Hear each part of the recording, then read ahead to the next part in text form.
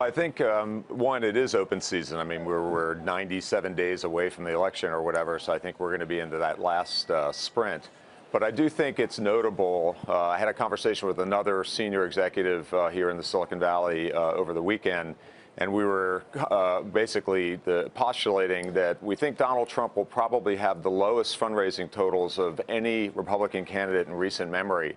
It's very difficult to go out to your community here in the Silicon Valley and raise money for Trump. He's a very divisive candidate, and he's thought of as somebody who really doesn't represent the values of most of the people here in the Silicon Valley.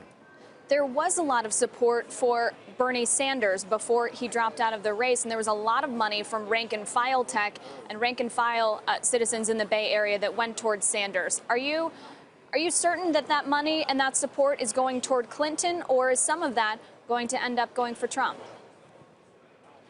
So I think that whoever is coming up with this concept that Sanders voters are going to vote for Donald Trump, they're smoking something, and if they could send it out here, that'd be great. I don't think there's any realistic chance that any significant portion of the Bernie voters are going to vote for Trump. That would be the anathema to the kind of standards and the ethos that Bernie Sanders reflected in the election.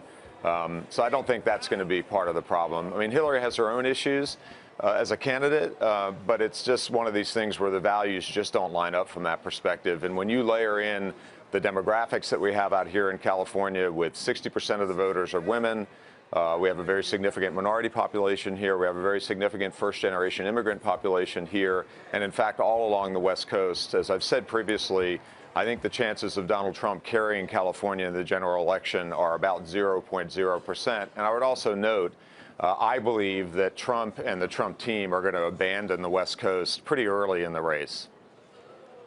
Why do you say that, Paul? What gives you that insight? I know that you have voiced your support for Clinton in the past. You've written that you know Tim Kaine and you like him personally.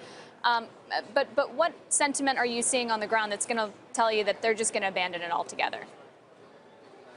Yeah, I think it's actually just more of a function of being pragmatic. I think if you look at how they're going to have to run their race, number one, they're very thinly capitalized. Donald Trump has chosen to take a very unorthodox approach. He's hoping that his Twitter following and his social network engagement will really replace what has been traditionally how you use campaign funding. So he's well behind from a fundraising perspective, and I think that's going to get even worse out here, as I noted. I think Hillary and Tim Kaine are going to do very, very well in the coming weeks and months here in California.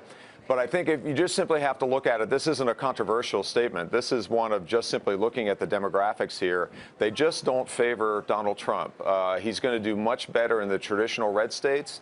These are the traditional blue states. And in particular, with the type of campaign that he's run, and in fact now with Hillary having picked Tim Kaine, who I think is a very solid kind of centrist candidate who reflects more of the values out here on the West Coast, I think you're just going to have Donald Trump's going to have a difficult time. They're going to have to do some triage. They're going to have to pick their battles where they can win and where they can't. And I just don't think they have a real chance of winning on the West Coast. Hey CNBC fans, thanks for checking out our YouTube channel. Here you're going to find videos packed with all of the information that you need to be smarter about your finances. You can subscribe by clicking right here and click on all the videos around me or the eye right here to watch the latest from CNBC. Thanks for watching.